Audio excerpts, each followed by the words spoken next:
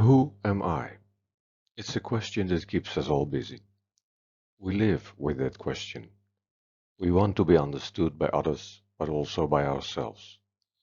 We want to be heard, known, and loved.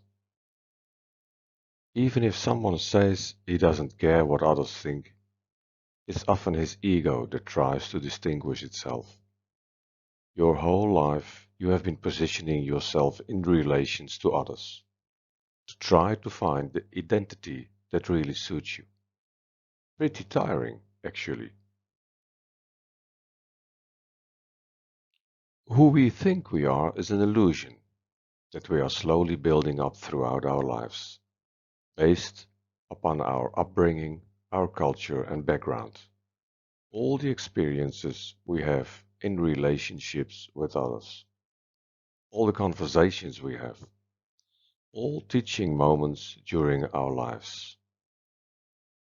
All of this forms our thoughts and ideas we have about ourselves, our identity or ego. But at the end of the day, they are just thoughts. It is said that there are 4 dimensions of human consciousness. At our birth, we are ego-free, but soon there is physical awareness, physical sensations, bodily functions. We become aware of our bodies, and there evolves a me. I am my body. This is followed by emotional awareness. We experience emotions, weird feelings that are fed inside or out.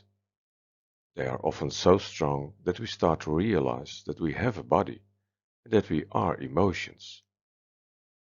Then follows mental awareness, our thoughts. We not only have emotions, but also thoughts that come and go. This is the strongest and most overwhelming phase that will control our lives. We have a body and emotions, but we think that we are our thinking. Our brain is working all the internal and external input into representations that ultimately determine our self-image, our ego. This mental consciousness allows us to relate to the world. We see ourselves as the center of the universe. Finally, there's also a spiritual dimension. This distinguishes us from the animals. We can do self-research on those previous 3 dimensions, with the aim, who am I if I'm not my body, my emotions or my thoughts? You can call this the I. Yet, this I makes us individuals with an individual consciousness. At the heart of this I is that self-image, the ego.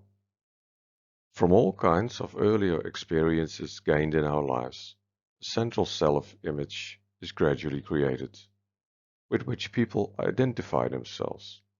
For example, I'm strong, or I'm smart, or I'm weak. It determines how we experience ourselves and how we experience and see the world. Our ego gives meaning to ourselves and the world around us, and this gives stability, continuity, and meaning to our lives. But who are you really when you realize that this self-image, your ego, is just an idea of who you are? If your self-image is one that says you're strong, then you tend to be strong in all situations, and that hinders your ability to be vulnerable, touchable. If you see that images are just thoughts in your head, then it's possible to release the identification with those images.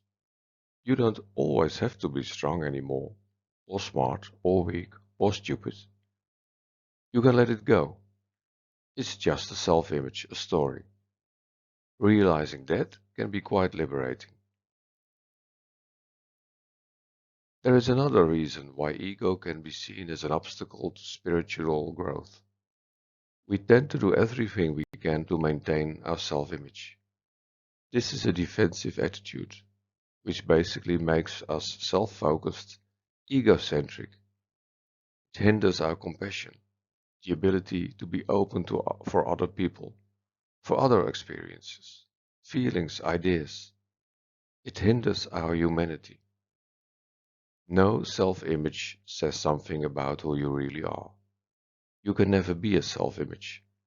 An image is just an image. So, who do I see when I look in the mirror? Do I see a fixed and unchangeable identity, a fixed form?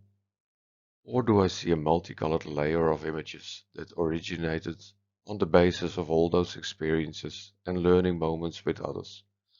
A multicolored story. And maybe I didn't write the whole story myself, and sometimes allowed others to write pieces of my story. But if my ego is just a self-imposed image, as long as it's just a thought, as long as it's just a story, not invariably given, then maybe I can change it.